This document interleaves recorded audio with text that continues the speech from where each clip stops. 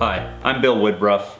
I founded Wealth Factor because investors deserve better. Wall Street and the media's businesses rely on keeping you engaged.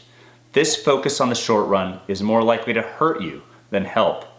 I'm pleased to offer this week's Wealth Factor Refocus, where we cut through the noise and focus on the long term.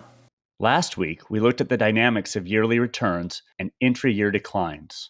This week, we will zoom out as we look at value and growth. Left to our own decision-making, we will naturally gravitate to what did well yesterday. This hasn't always led to strong results. I call this return chasing. The graph on the left here is an analysis that represents the relative valuations of value versus growth. This graph suggests that value stocks were cheap relative to growth starting in 2000, but expensive relative to growth starting in 2008. It also shows that today value is less expensive relative to growth, but not at the extreme levels that were seen as the tech bubble was bursting. With the benefit of hindsight, we know that you wanted to be invested in the cheaper relative values or the factors that hadn't performed well previously. Value stocks in 2000 and growth stocks since 2008. Like all things, I wouldn't suggest this to have predictive power, but at a minimum, it is a reminder that we should not chase what did well yesterday. Last week, we looked at the media's inability to add perspective and how they often fail to inform us of key biases of their Wall Street speakers.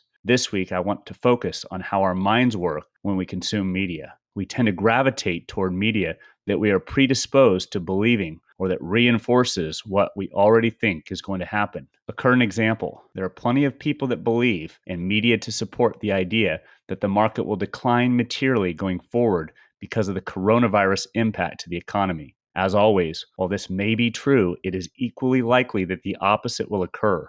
April's strong upward move in prices was a perfect example of this. To be successful as an investor, you need to tune out this noise and acknowledge that no one knows what will happen in the short term.